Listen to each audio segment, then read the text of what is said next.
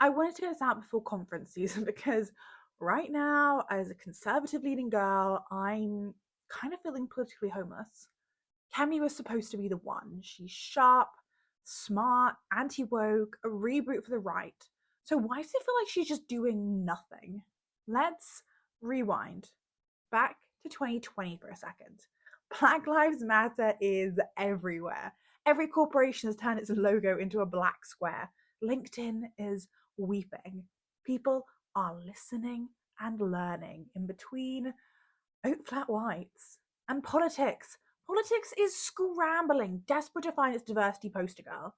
Now, if you plug that wish list into a political think tank algorithm circa 2020, young, black, female, confident, camera reading, engineering degree, unapologetically anti woke, you'd basically get Kemi Badenoch. She ticked every single box of the left politically correct agenda. She was the dream and she was ours. Conservative proof of concept for Tory meritocracy, unafraid of the culture war, representation without the usual Guardian subscription. And yet, here we are, nearly a year on from her leadership bid, and she's not anywhere or anything.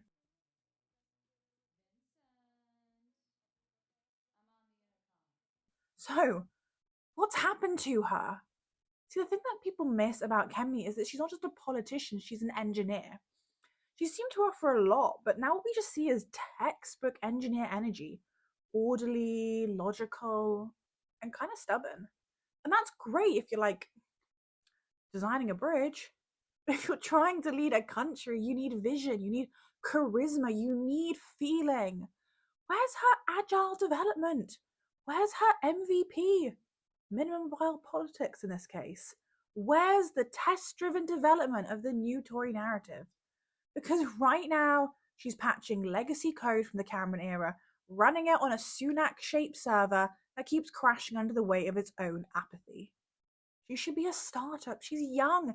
She's magnetic. She looks great in blue, literally and politically. She's also 20 years younger than Starmer and still sounds older. Like, at least Starmer is boring on purpose. Kemi is boring by accident.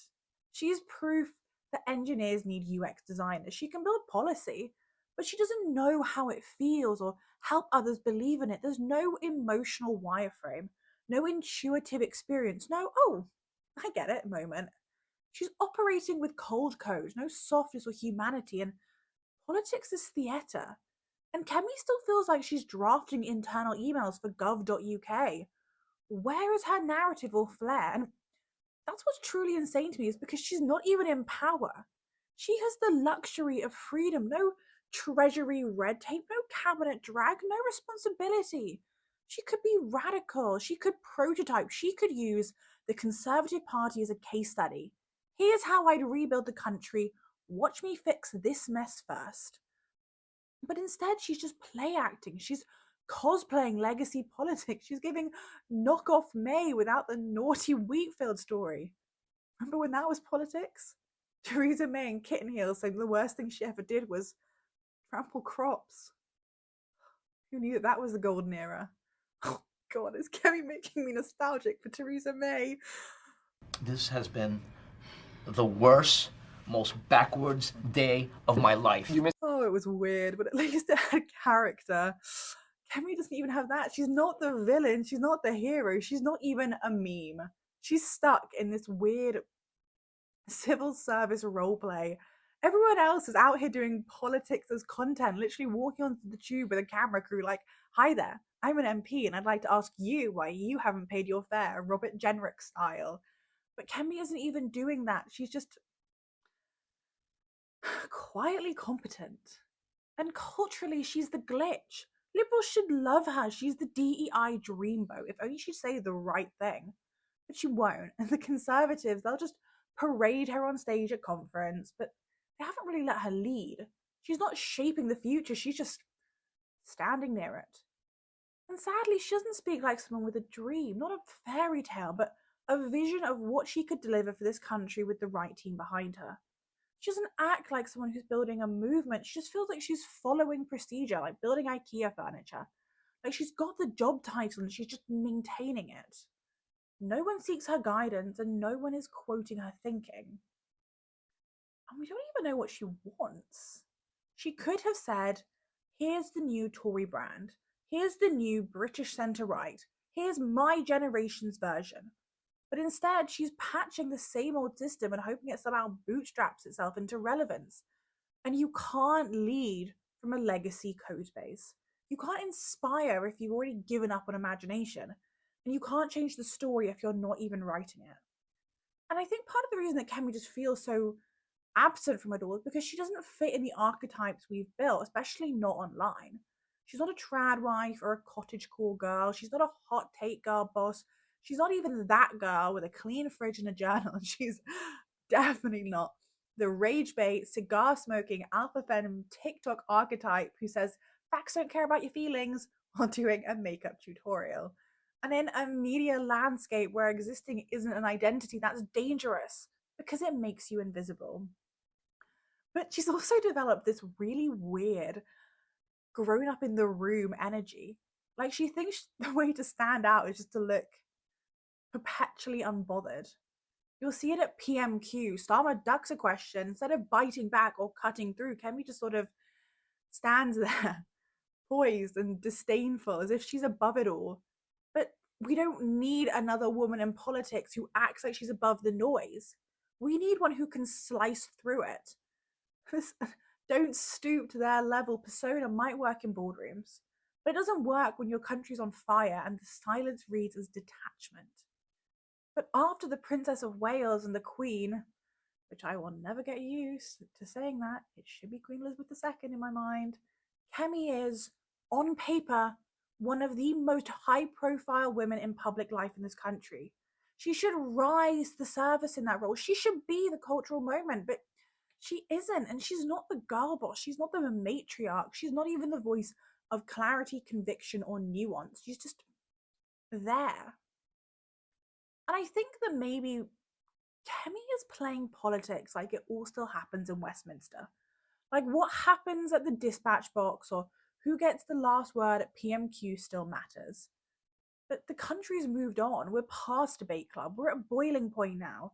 This isn't just about party policy, it's about a total collapse in faith in the system and, to be frank, in the state. And in that chaos, we've now got two oppositions. Kemi is the parliamentary opposition, technically. But Nigel Farage, he's the public opposition. He's loud, theatrical, populist, and he's everywhere. And while he's out here filming pipe flavored TikToks about, I don't know, immigration policy, Kemi's doing Westminster.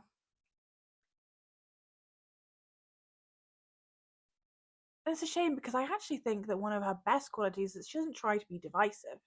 She doesn't trade an identity or representation. She doesn't play that card. She doesn't make the story about herself, and I really do admire her for that.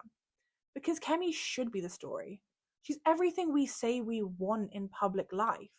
Smart, serious, principled, and qualified. A woman with real world experience outside of Westminster.